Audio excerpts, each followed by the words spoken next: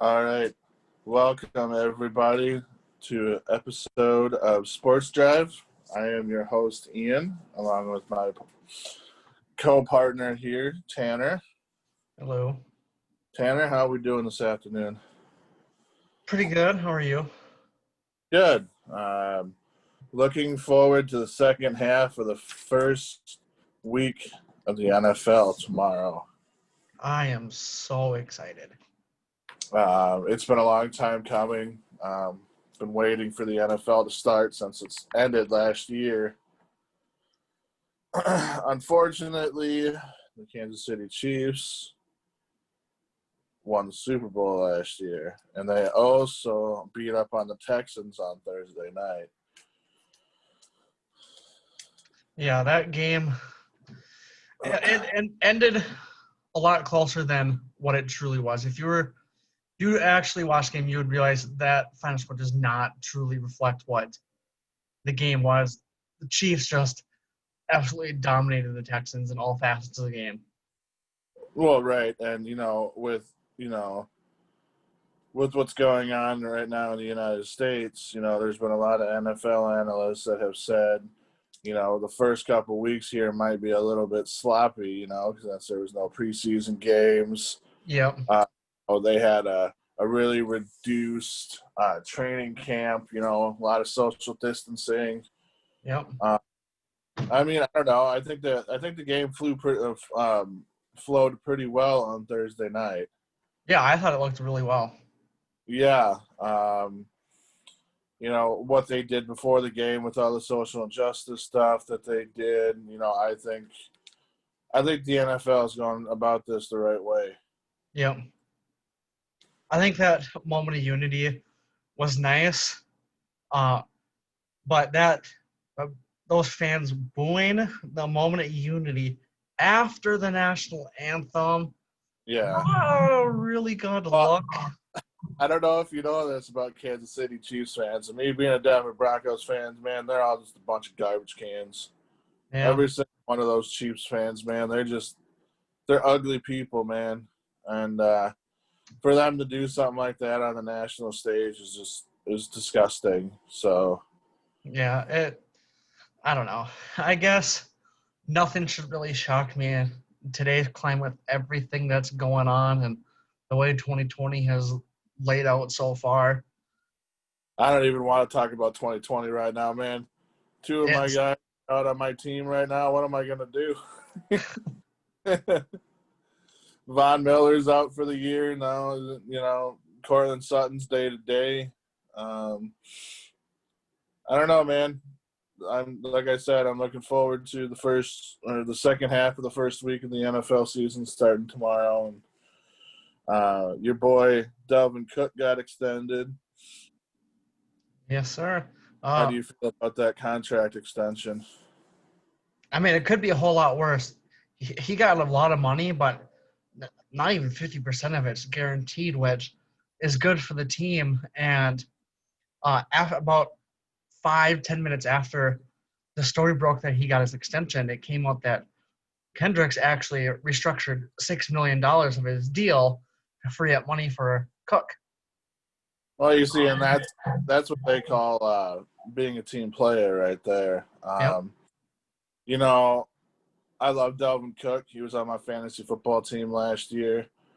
I'm hoping the guy can stay healthy because when he's healthy and they can get that running game going here in Minnesota, man, they're a dangerous team. Yeah. They don't have the offensive firepower, I don't think, this year like they did last year, with Stephon Diggs and, Adam Thielen. But, this Justin Jefferson kid, man, if he can continue to do what he did in LSU last year, I think they're going to be good. Yeah, I think they're going to take a step back this year offensively just because they lost Diggs, and I think with Olabisi Johnson, a second-year player, being their number 2 receiver. I'm not trying to diss Olabisi, but I mean, I think if he's number 2 over Justin Jefferson, I think they're clearly going to be taking a step back offensively unless this is just a classic case of Zimmer not wanting to play rookies like he's known to do. I don't know. I just hope it's not another Laquan Treadwell situation. That was such a terrible pick. Well, coming into the draft, they knew he had drop issues, and like his biggest strength was his run blocking ability, which, I mean, that came in handy quite a few times. But Well, didn't he come in? Didn't he come into the league too? Didn't he like tear his ACL like his senior year in college? I don't remember. I know he had suffered some kind of injury, and then rookie training camp he had to switch um, types of cleats. I think it was like 3 or 4 times because he was having issues with his feet. Makes sense. So yeah, I think from that point on you could kind of tell things maybe weren't going to go the way they had hoped. I don't know if you saw, but Alvin Kamara got extended as well. Yeah, it was 5 years, 75 million, and I believe I think it was Tom Pelissero of NFL Network said there was only 15 million was guaranteed. Have you seen any of his videos, like his workout videos? No, Dude, his workout videos are insane, dude. He pulls a semi, dude. Like, good God. yeah, the guy, like, he straps himself to, like, a freaking semi and he'll grab, like, a 45-pound weight and you'll see him, like, on YouTube videos just pulling the weight and the truck behind him. Um, I think the Saints got him for a steal, dude. I really Yep, think the 5 years, 75 million with the 15. What did you say? 15 million of it's guaranteed. I think so. Um, I mean, the guy's got a work ethic. He works hard. Being in Sean Payton's offense, I think he's going to thrive this year. He doesn't have to worry about getting paid now. He can just go out and play football. And, it's the same with Dalvin Cook. He doesn't have to worry about getting paid. He doesn't have to worry about his contract. He can just go out and play football. Yeah, I want to correct myself here. It's a $15 million signing bonus, not guaranteed. I'm not Uh, sure. It hasn't come out how much is guaranteed as of right now. And then I also saw Cooper Kupp of the Rams got a nice extension, 3 years. I think it was 68 million. Nice, nice, cool 60+ million dollars. I mean, somebody could sign me to a 3-year, $68 million contract. I mean, I wouldn't mind. Shit, I'll take 3 years, 3 million. I'll take a million Yeah, a year. right, exactly. No, but even Kamara getting that $15 million signing bonus, I think he's worth it. I mean, he's a hard worker, like I said. Um, Great fit in Sean Payton's offense. Yep. Um, week 1 tomorrow, man. It's a big matchup. You got the Tampa Bay Bucks and the Saints. Yeah. It'll be a good game. I personally think it's going to be really close and come down to the wire.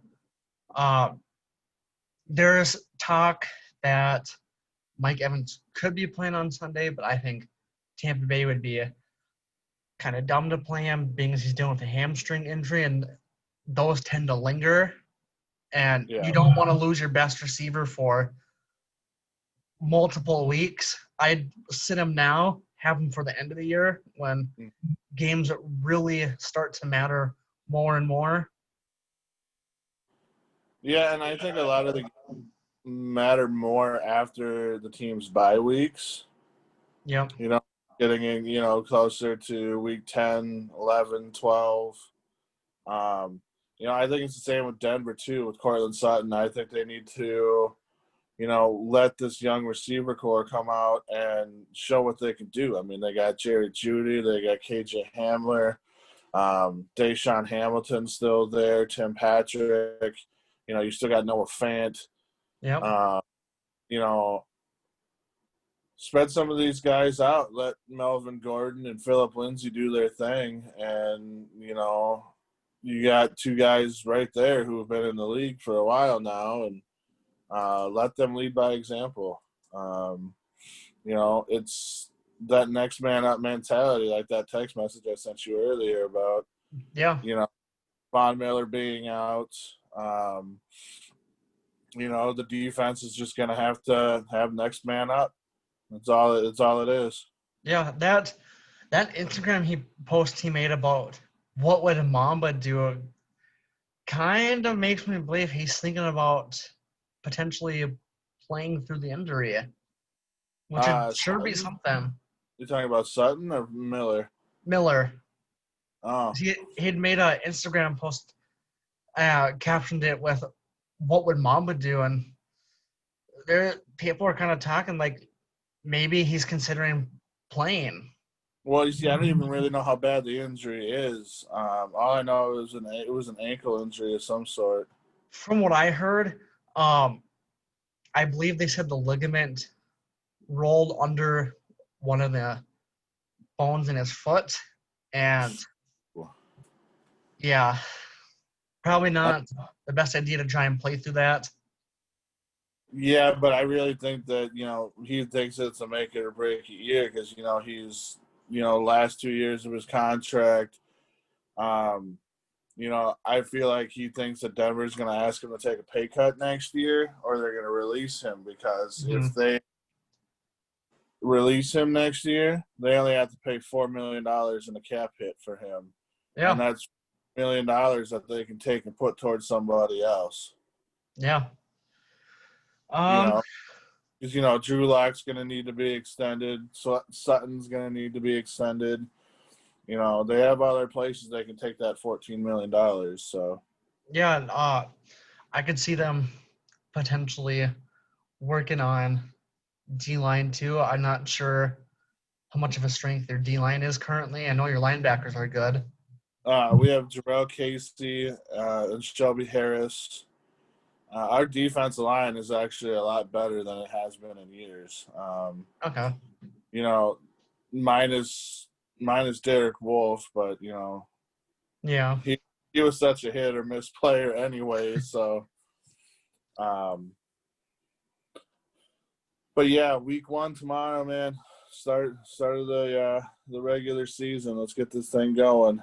Yeah, and today was the first college game day of the year. First full slate of games on a Saturday. Really, really happy college football and NFL are back. Yeah, the one thing that really bugs me though is that the Big Ten decided to not play this year, Yep. and there's lawsuits coming, man. There's a There lot of was schools that aren't. There's a lot of schools that aren't happy. There's a lot of parents that aren't happy. There's kids that aren't happy. People have lost their jobs. They've had to cut so many sporting events at these colleges. yeah. So I think the Big Ten made a mistake. See, they were talking about it on Power Trip yesterday morning about how the only way for Kevin Warren to look like an absolute genius, for those who don't know, Kevin Warren's the Big Ten commissioner. Uh, the only way for him to look like a genius would for there to be a massive COVID outbreak and for weeks and weeks to get canceled. And nobody wants that, but nobody wants him to look like a fool. Yeah, but right now he's looking like a fool because, you know, there's been college games that have been going on. I Yep. mean, the NFL, you know, just kicked off, and I haven't heard any cases being reported from the NFL. You know, even with them having their fans in the stands, you know, I haven't heard anything from that. Um, do I believe that COVID's around? Of course it is. But, you know, if people are, you know, following all the protocols and doing what they need to be doing, there should be no reason why the Big Ten can't be playing football right now. Yeah, I know Memphis University, I think they postponed their game today due to outbreak within the team. But they're the only team college pro that I've heard of that's had any COVID related issues currently. Did you see? Did you see that NFL players are wearing like these watches now that Yeah. Detect if you've been in contact with somebody, Yep. All coaches and players have to wear them when they're on the sideline. right? And I think that's a smart plan because, I mean, you know, if you've been in contact with somebody, I mean, I think they even wear them like coming into the facilities too for like Yep. practices. When they're at the facility, all front office and media and players have to wear them from the moment they step in to the moment they step out. Yeah. So, I mean, you know, you have a school like Big Ten where they see, or not Big Ten, Penn State where they see, you know, college, you know, they have their college, Pittsburgh's playing, Yep. you know, University of Pittsburgh's playing, the Pirates are playing, you know, Steelers will be playing on Monday night, and you have a school like Penn State who's in the Big Ten, and they're like, well, you know, They're there's like, high what the school, hell? Why can't we play? yeah, there's high school football going on, you Yeah. know, they're like, well, why can't we play? And that's the thing with Kevin Warren is that he hasn't given any explanation of why, Yep. and the only thing he said is we're trying to protect our students, Yeah.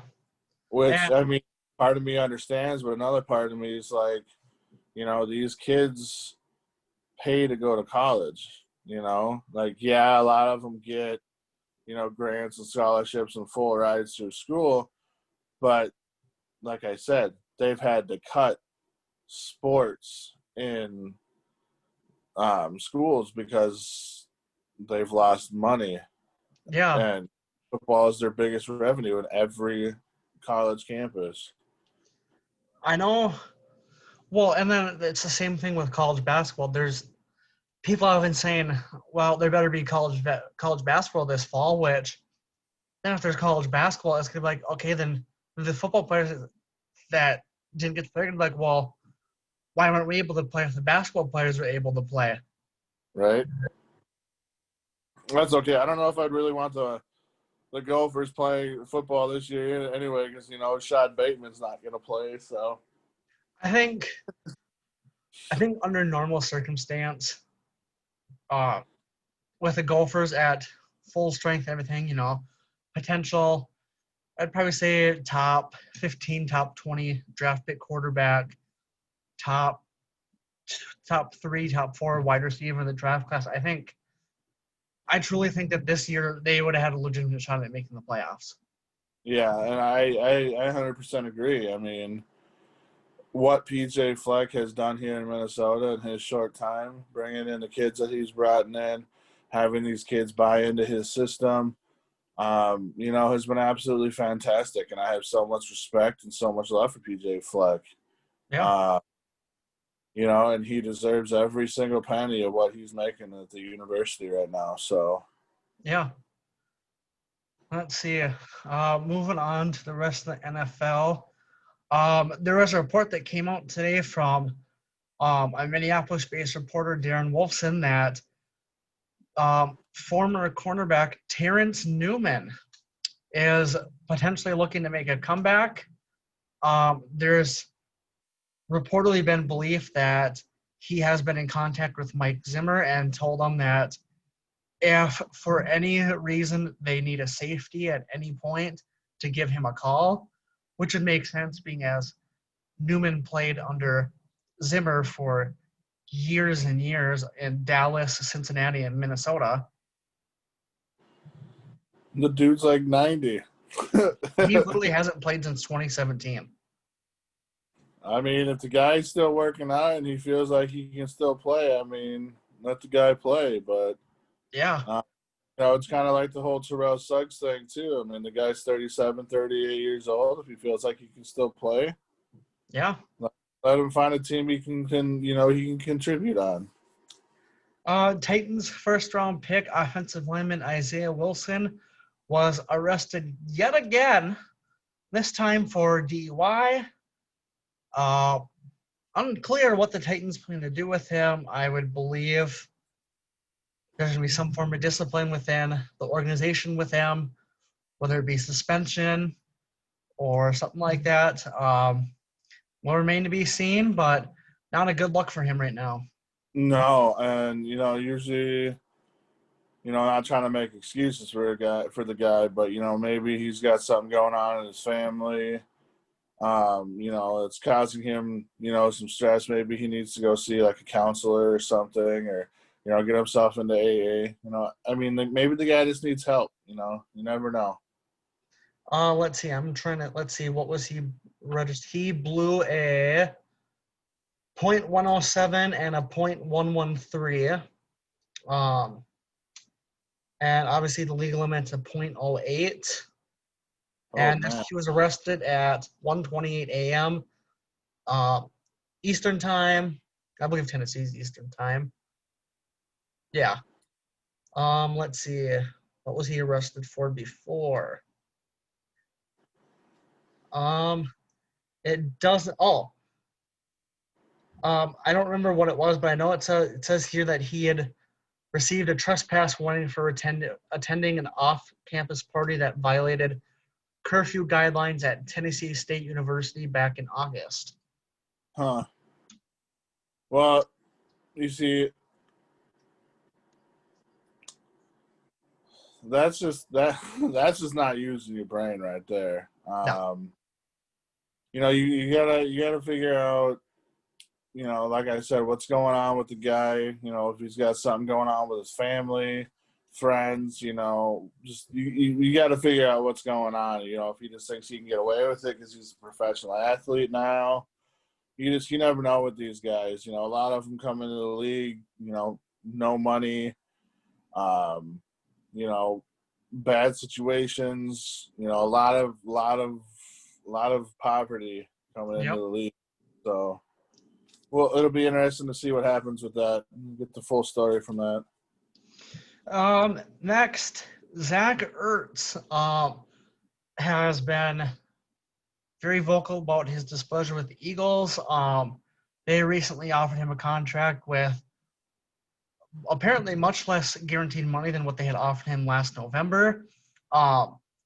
He said that he's unsure if the Eagles want him, and he is planning to play this season as if it's his last as an Eagle.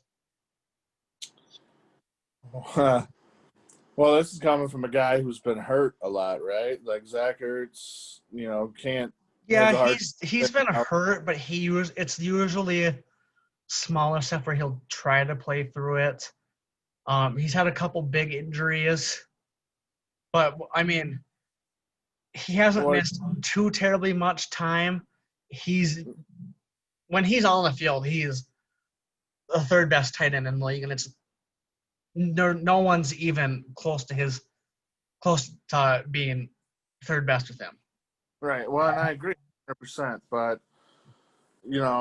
I think a lot of their money is tied up into Carson Wentz right now, and I think that was a mistake, especially for a guy who can't stay healthy. And has proven not to be able to get through a full NFL season without getting hurt. The thing with Carson Wentz is his first major injury was his torn ACL, and then it was a couple broken ribs, and then the thumb injury. The thing with him is he takes a lot of contact. Yes, a lot of it is his fault. He needs to learn to get rid of the ball, and he needs to learn to slide and not take unnecessary hits. But it's not like the Eagles' offensive line is what it used to be. Yeah, they have for a very long time. They've had one of the top offensive lines in the league. Back when like Michael Vick was playing and Donovan McNabb and now Carson Wentz is getting thrown into a situation where his offensive line is not as good. I have to agree with that. And Thursday night, Kansas City's top cornerback Charvarius Ward fractured his hand. So for the next 3 weeks, the Kansas City Chiefs will be out the top two corners. Week 5, Bashaud Breeland will be eligible to return from suspension. That's another situation that shouldn't have happened. I mean, the guy. The guy I don't know what his deal was, why he did what he did, but Moving on to the NBA now.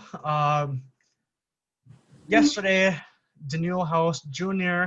of the Houston Rockets left the bubble after he was caught with an outsider inside his hotel room the night before. He left the bubble before the NBA can complete their investigation. The belief was that had he stayed, he would have been suspended for the rest of the Western Conference semifinals. see, I don't understand. Like, I mean, I do understand, but I don't understand. I mean, you're getting paid to play basketball. You have rules, regulations, you know, like I get it. You need, you want, your friends, your family, people around you, but come on, man. You're in a And West You're the in the Western ironic, Conference semifinals, you gotta use your head, man. yep, the ironic part is, from what I read on social media, the belief was he was caught with one of the COVID-19 testers in his room, one of the Yeah, female COVID-19 testers. yeah, I did read that too. Oh, He's just got some action. just stupid. I mean, why would you even invite her into your room? You know she's gonna report the violation. Hmm. It's literally what she's required to do. But Yeah, Adam Silver recently said that the league will not begin before Christmas Day. It's still unclear exactly when the league will start. The draft just recently got pushed back from October to about November 18th. Just the Timberwolves luck, they get the first pick, and they still have no idea when the draft is going to be. At this point, they're never going to make the first overall pick. I know that's what Meat Sauce was saying the other day on the Power Trip Morning Show. He goes, "Man, it's just Minnesota's luck. They get the first pick and they can't even pick because they don't know when the draft's gonna be." Exactly. Yeah. Um, Next, Chauncey Billups has expressed interest in becoming the next Pacers head coach. Pacers have been interviewing a load of candidates. They're interested in Becky Hammond among the many candidates. I believe Becky Hammond would be a really good choice. Obviously, there's a reason Popovich has been so adamant on keeping her on his staff. Clearly, he believes she must be the next great head coach. I agree, and I really don't. I don't know if it's her time for coaching yet. I really think Chauncey Billups would be the better option. He's a proven winner. Um, players gravitate towards him. I think he's just a better overall option. I know the NBA wants a woman coach right now, but I don't think it's Becky Hammond's turn right now. I know the Grizzlies also just recently hired a female assistant off of MIT basketball's coaching staff. Second female coach in the NBA currently. Uh, so things are definitely progressing towards equality in terms of coaching. Next step Yeah, will just be getting a head coach. well, like I said, I mean, there are women coaches out there who deserve, the coaching, head coaching jobs just like anybody else out there. And if they're proven, they're good for the job, the owners believe that the players will listen to them and, put their egos aside and be like, well, she's a woman coach. Why would I want to listen to her? But, if they find the right women who come in who've had, you know, coaching experience underneath these other coaches like Popovich and, are proven winners in whatever they've done in their life, I don't see why they couldn't get a job. Yeah. Moving on to the MLB. They've actually come up with a plan for a postseason bubble. It sounds like the NL will be playing in Arlington, Texas, and Houston, and the AL teams will be playing in San Diego and LA. Um, obviously they're going to they're doing this to prevent any COVID outbreaks because right now it's just been a big shit show. One, I don't think they could have picked two better places to have the postseason. I mean, they're both warm places. You don't have to worry about the cold. You don't have to worry about, if it's going to snow, stuff like that. So I think Arlington, Texas, and Los Angeles, California are the two best places you could have had the MLB bubble. The only concern with out in LA and San Diego be if the wildfires are out at this point, because right now the NFL is even considering moving the 49ers game away from Santa Clara because the air quality is getting to a point where it's almost too dangerous for players' health to be playing there. Mm-hmm. Well, and that's something that the NFL officials will all talk about. I'm sure the Players Association, and I mean, if it's something they need to do, man, let them do it. Yeah. It's all about safety of players. Yeah. Next up, Athletics third baseman Matt Chapman's done for the year. Big blow to the A's. One of their best players done for the year. Hopefully they can recoup from this. What happened? I don't remember exactly what it was. Let me see if I can find it. Let's see. Oops.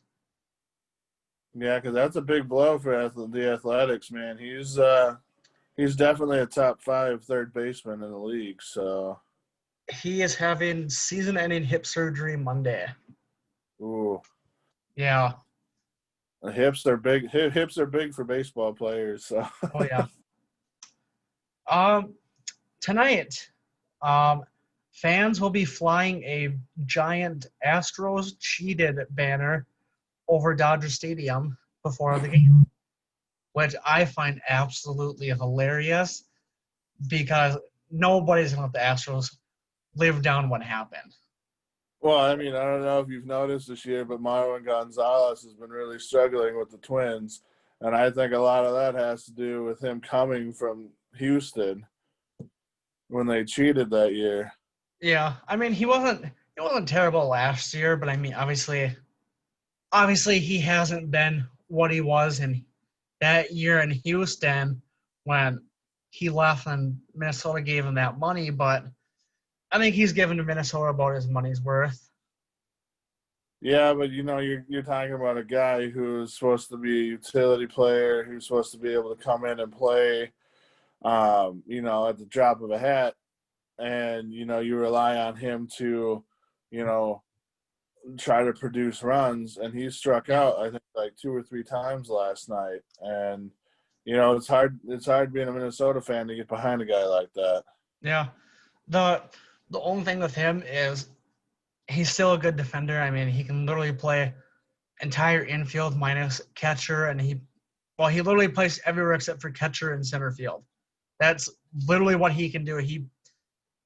That's the kind of player teams need, guys who can go out there and play anywhere at any time.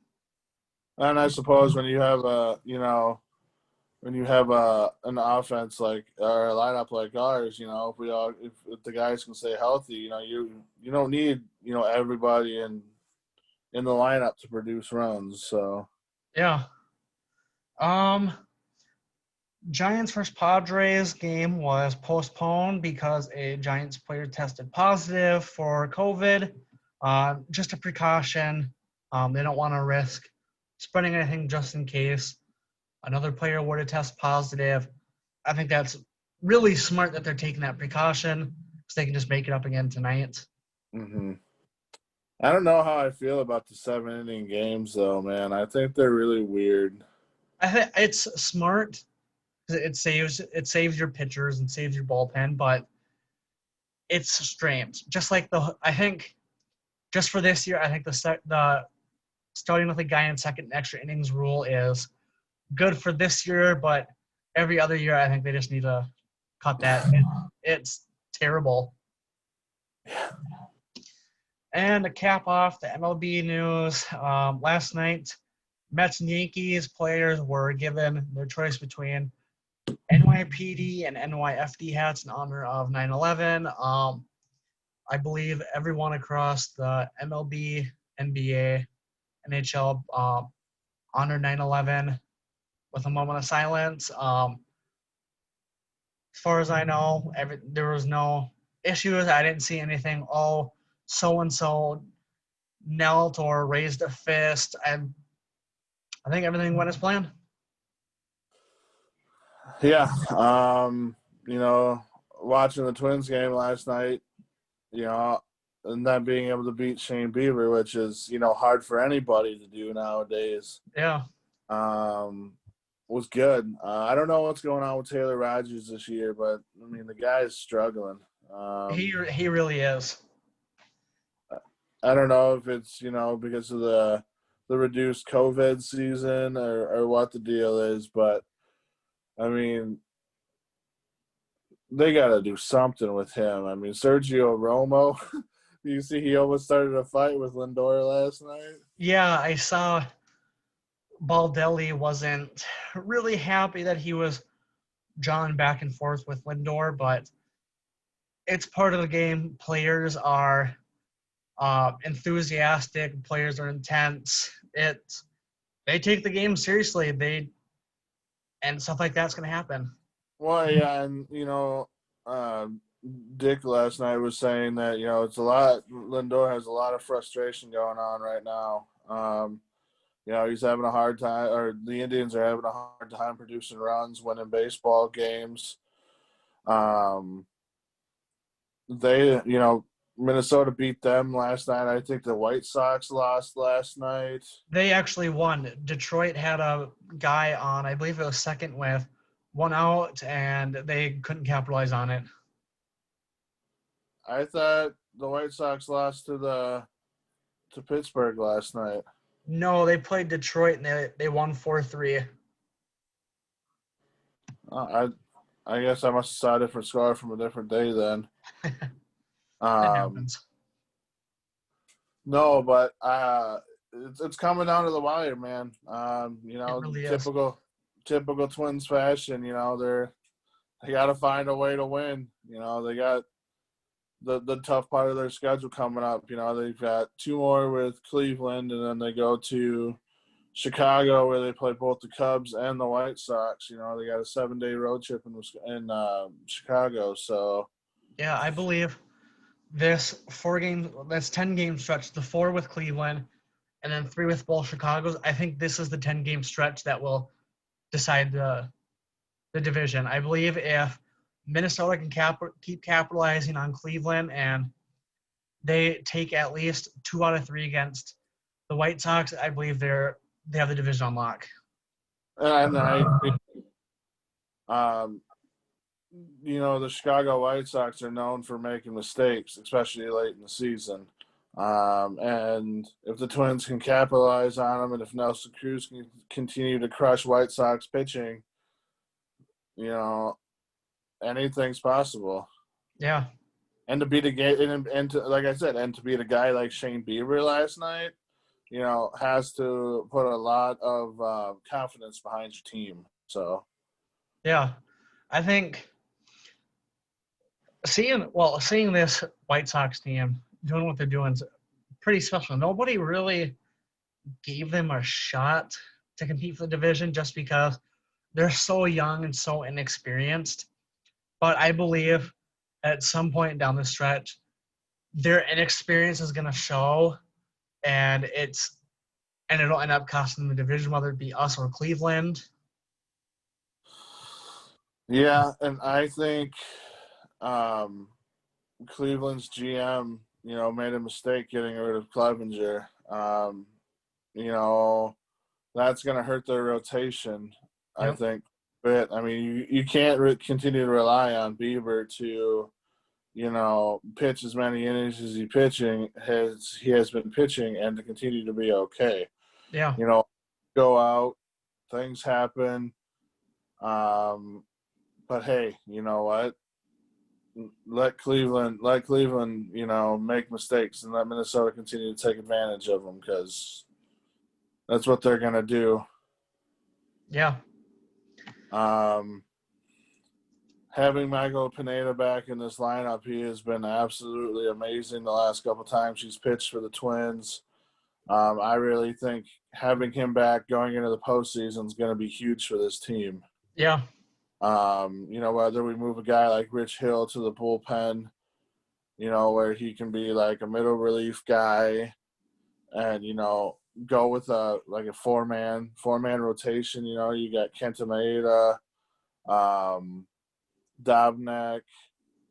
It'll probably be Maeda, Pineda, Dobnak, and probably Barrios, but at this point, you don't really know if it's going to be Barrios because he's not himself this year. He has just been off his mark.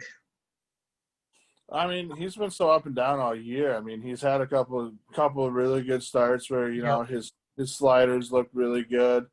His fastballs look, mid to upper 90s.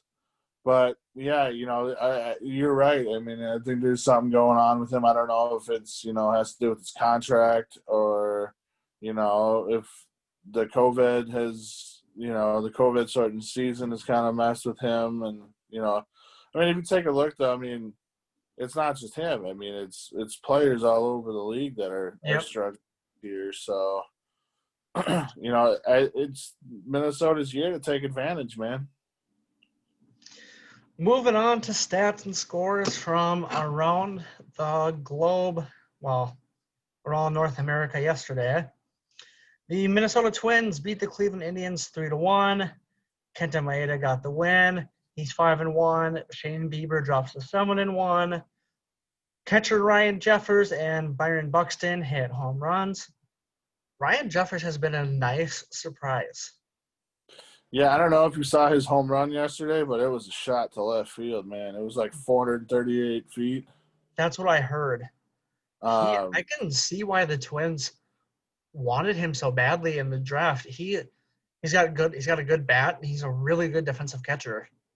Yeah, and I don't know what's going on with Buxton this year, man, but that guy's figured something out. So I'm glad with everything he's been through with Twins fans saying, "Oh, get rid of him. He's a bust. Demote him. He sucks on offense." It's nice to see him finally proving those people wrong, and I think he's just gonna keep going up and up at this point. Well, right, and having a guy like him in the lineup with his speed is, something that we need. Yep. Just like having, a guy like Donaldson in our lineup who can, hit a home run at basically any time. So on to the NBA. Last night, the Celtics in Game 7 beat the Toronto Raptors 92-87. Jason Tatum with 22, 12, and 7. Fred VanVleet led the way for the Raptors with 23 and 6. Kyle Lowry with 16, 6, and 4. Good series. I believe Raptors will be back again next year. I think they proved a lot of the media pundits wrong who said that they wouldn't even make the playoffs without Kawhi. They gave the Celtics, who are one of the potentially the favorites for the East now, a run for their money the entire series. Yeah. And Jason Tatum, man, that kid's going to be really good in the league for a very long time. He is very good. I am a big fan. He was one of those Duke products, right? Yep. I believe his freshman year he came in hurt, I want to say. I think he tore his ACL before he came in, or during a practice or something. Or I think that was Harry Giles. Okay. The forward for, I think he's with Sacramento. Yeah. Oh, yeah, Jason Tatum. Yeah, okay, yeah. I'm thinking, okay, yeah, Jason Tatum played his 1 year and then got drafted. Game 2 of the night. Game 5 of Denver versus LA. Denver beat the Clippers 111-105. Nikola Jokic and Jamal Murray led the way for Denver. Jokic had 22, 14, and 5 with an uncharacteristic 6 turnovers. Jamal Murray had 26, 8, and 7. And Michael Porter Jr., who last couple games, he has just been crazy. Finished with 7, 5, and 1. Down the stretch, he led the way with some outstanding defense. For the Lakers, or not, excuse me, for the Clippers, Paul George had 26 and 6. Kawhi had 36, 9, and 4. And Lou Williams was 2 of 10 with 4, 1, and 5. Just think what Minnesota could have been, man, if they would have drafted Jamal Murray. I know. Having him and Towns and Levine together would have been just fucking crazy. Yeah, just imagine the history of Minnesota Timberwolves drafts, man, just has not been good. So hopefully Rosas can change that this year. In game 1 of the doubleheader yesterday, the New York Yankees beat the Orioles 10-1. Luke Voigt was 3 of 4. Game 2, the Yankees shut out the Orioles 6-0. Brett Gardner, Higashioka, I probably butchered the hell out of that, and DJ LeMahieu all had home runs. In NHL, the Islanders defeated the Lightning 5-3. It's funny because on the power trip right now, Meat Sauce and Mark Parrish have a bet that one of his teams that he played for would beat Vegas, who Chris Hockey has. And right now, three of the 4 teams in the conference finals are teams Parrish played for. I gotta tell you, man, Chris Hockey cracks me up with his sports takes. The guy's hilarious, man. I don't care what anybody says about him, but he's probably one of my favorite people on the Power Trip Morning Show. Yep. Let's see. In college football today, Iowa State, number 23, Iowa State lost to Louisiana Lafayette, the Raging Cajuns. Cyclones,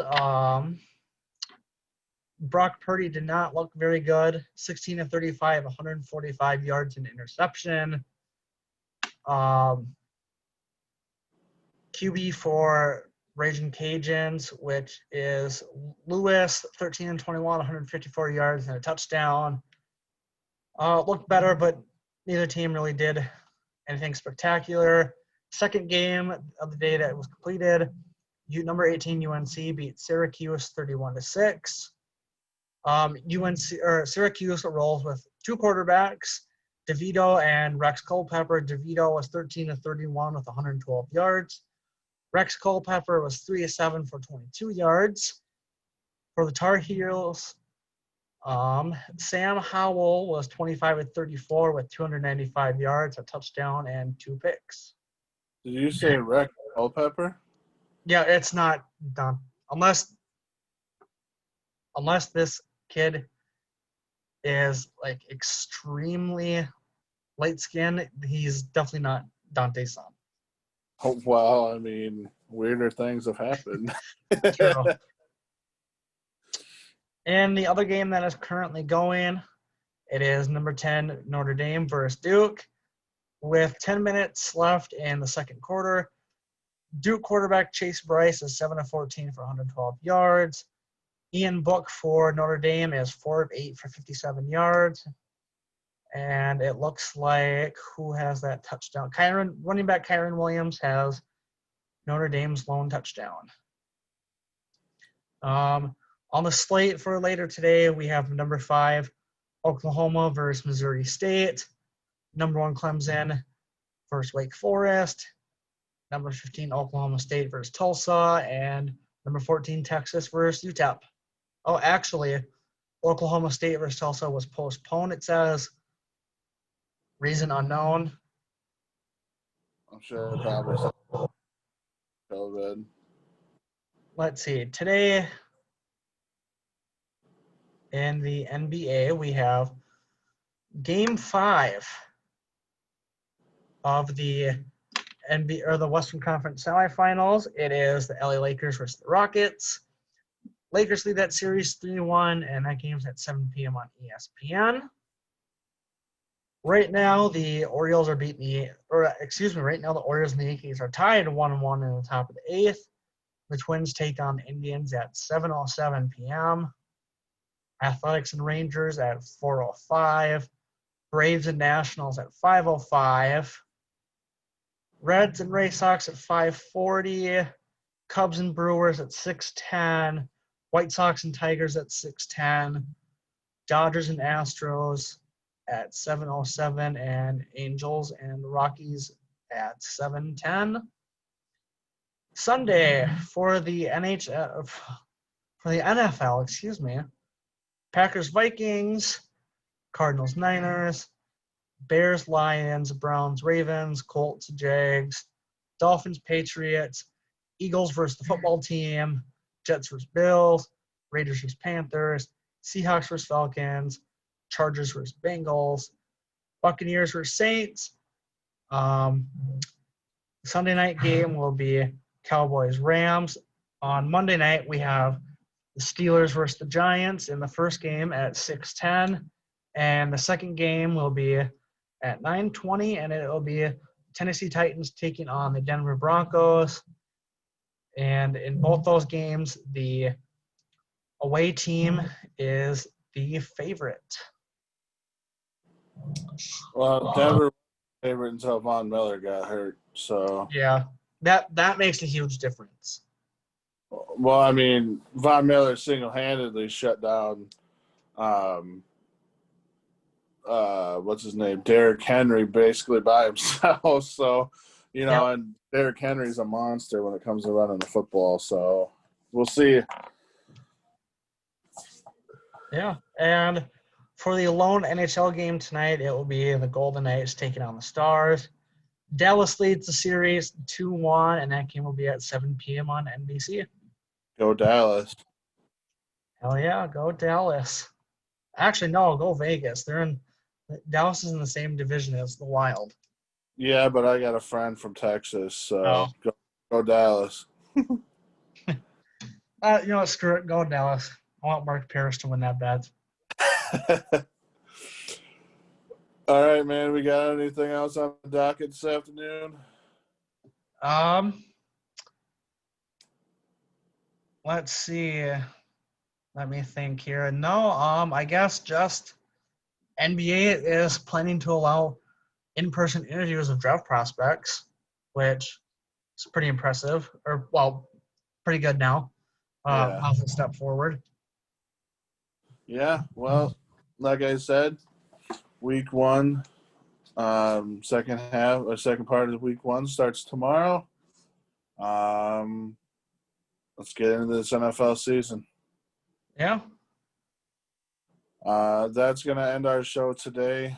Tanner, thanks for all your insight. Thanks for all the research that you do. Thanks for having me. Yeah, thanks for being part of the show.